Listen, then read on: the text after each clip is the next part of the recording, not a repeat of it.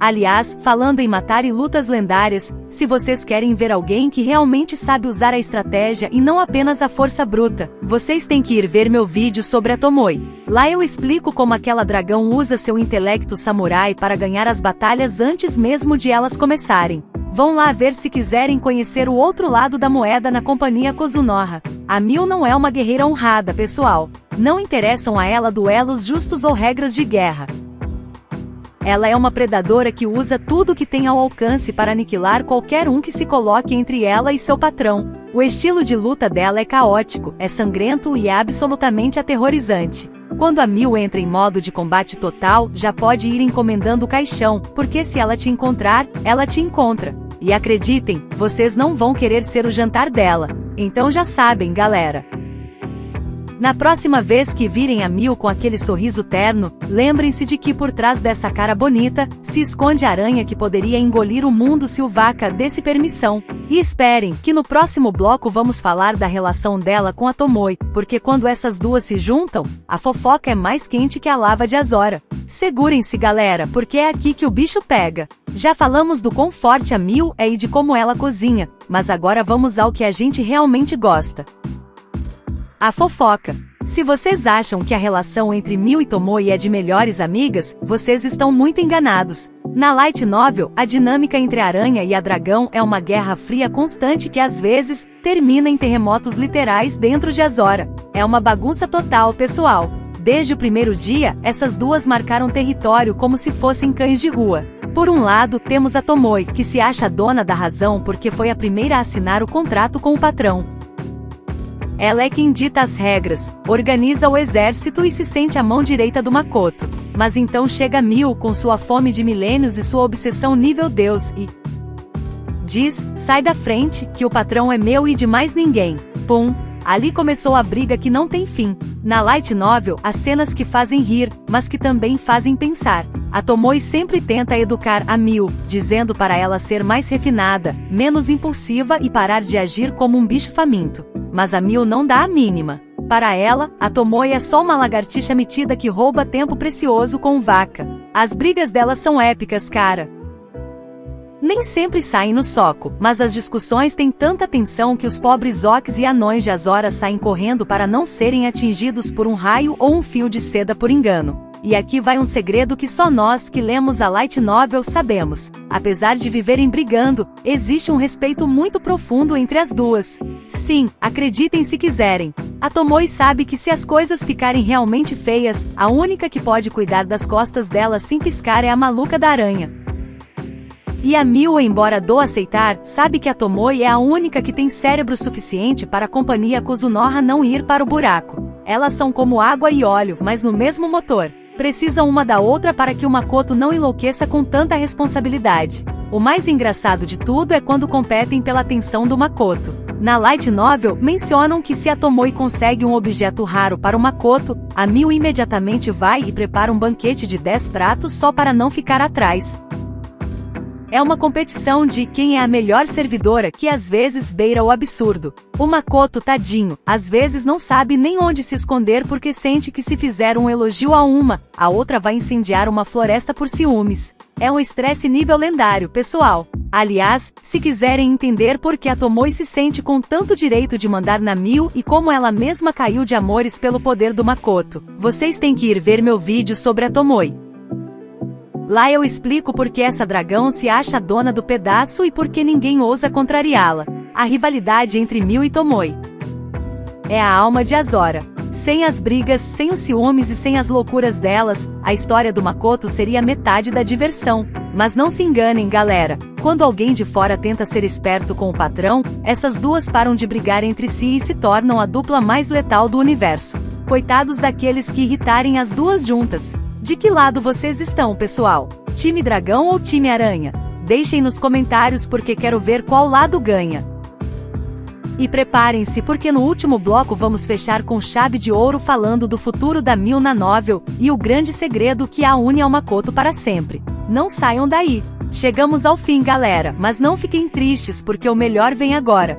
Depois de tudo que contei, desde a fome eterna até a vontade de picar gente com os fios dela, fica uma pergunta no ar. O que vem a seguir para a nossa maluca favorita na light novel? Porque deixem-me dizer que a Mil não fica estagnada.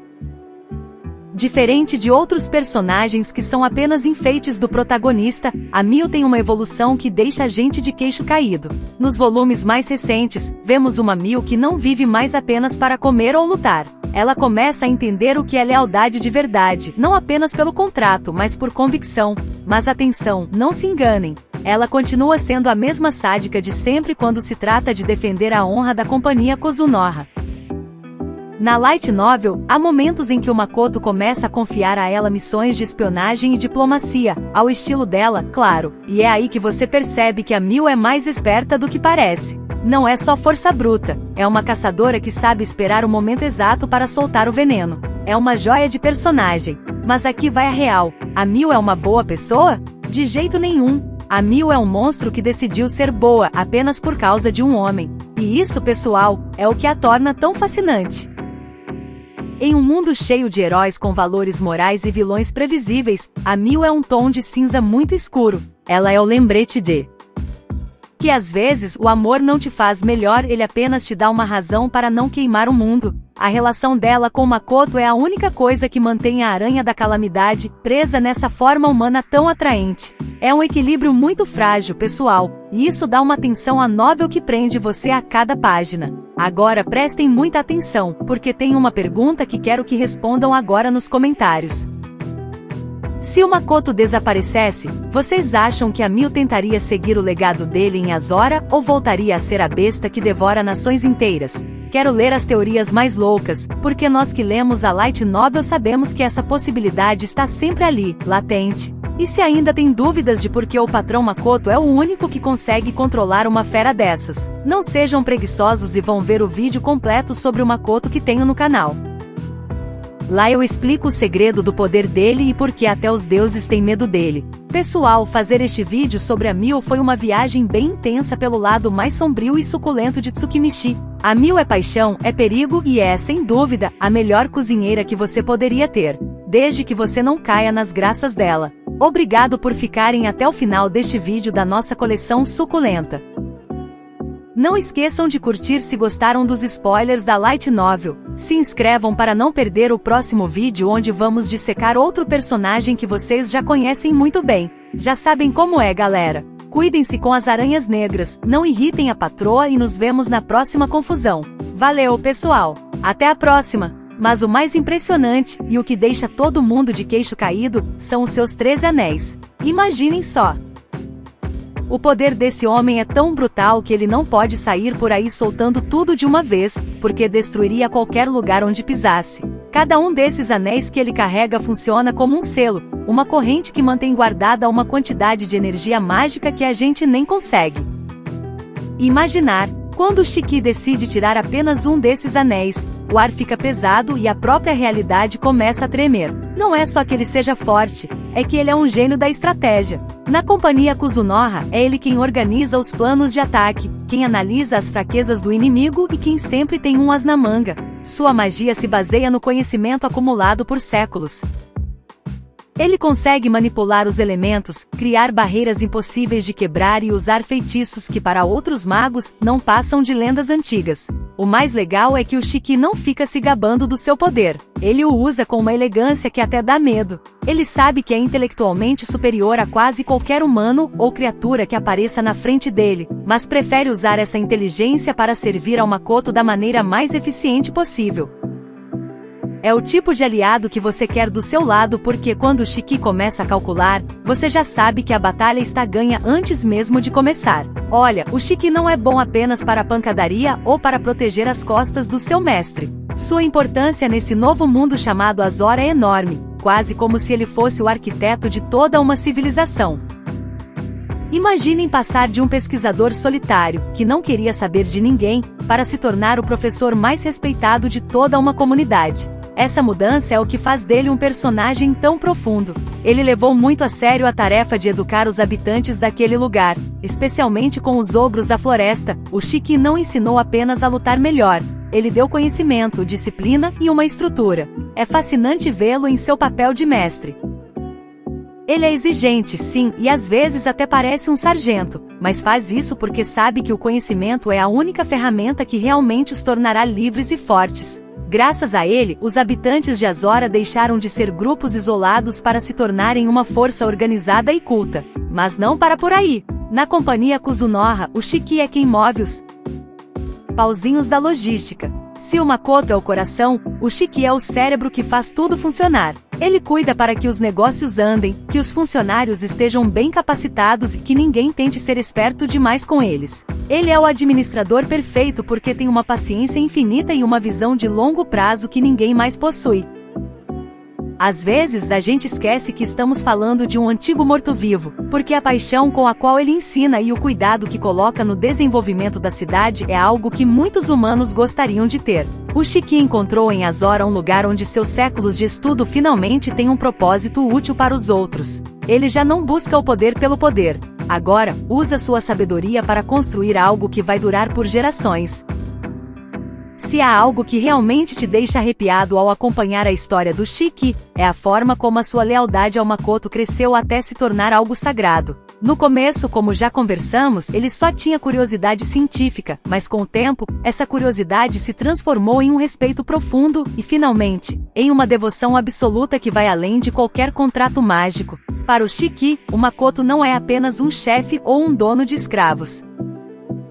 É o homem que lhe deu um novo propósito e uma nova identidade. É incrível ver como esse antigo Lishi, que antes só se preocupava com seus próprios experimentos, agora está disposto a colocar a vida em jogo sem hesitar nem por um segundo.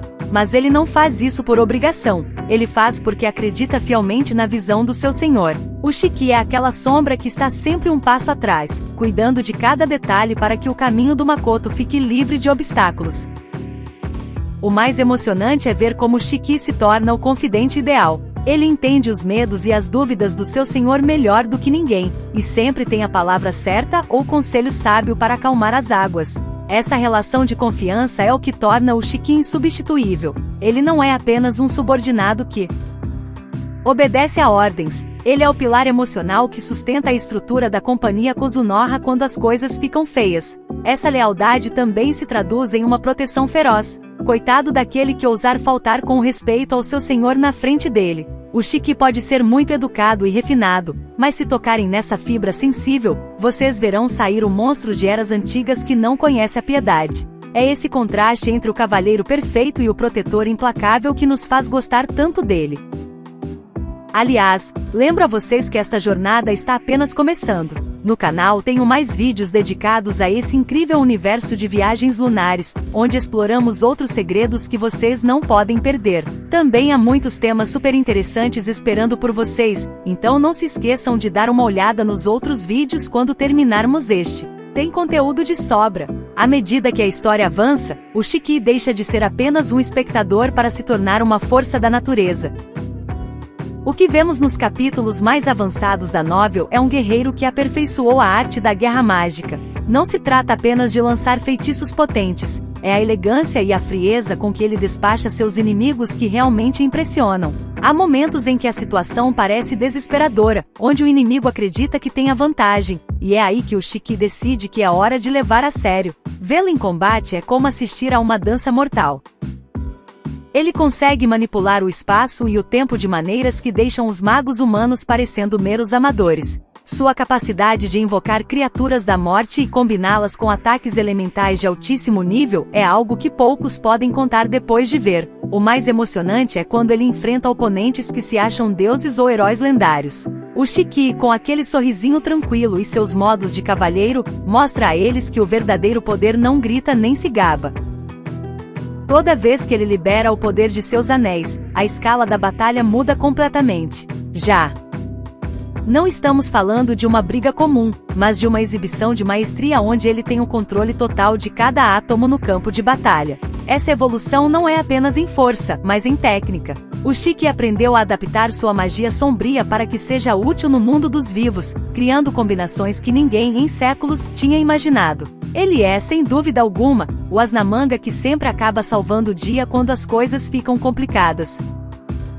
Para encerrar, temos que entender que o Shiki é muito mais que um simples aliado. Ele é o coração estratégico e a alma sábia de toda a jornada do Makoto. Sua evolução, desde aquele lixo solitário e obcecado até se tornar este homem refinado, leal e protetor, é uma das transformações mais legais e completas que veremos em qualquer história. Ele nos ensina que não importa de onde você venha, ou quão escuro tenha sido o seu passado, sempre há espaço para encontrar um novo propósito e uma nova família. O Shiki é a prova de que o conhecimento é o poder mais grandioso que existe, mas que esse poder só vale a pena quando é usado para cuidar daqueles que você valoriza. Sua presença na série dá uma classe e uma profundidade que poucos personagens conseguem alcançar. Por isso, o Shiki sempre será um dos nossos favoritos. Por sua elegância, por seu mistério e por essa lealdade inabalável. Espero que tenham gostado deste passeio pela vida do segundo seguidor tanto quanto eu gostei de falar sobre ele. Se vocês gostaram deste vídeo, não podem perder o que vem por aí. No canal tenho muitos outros vídeos sobre essa incrível viagem lunar e outros temas que são ótimos e vão explodir a cabeça de vocês. Deem uma olhada nos vídeos recomendados e se inscrevam para não perder nenhuma dessas histórias emocionantes que preparamos para vocês. Tem muito mais conteúdo incrível esperando por vocês no canal. Muito obrigado por me acompanharem e nos vemos no próximo vídeo.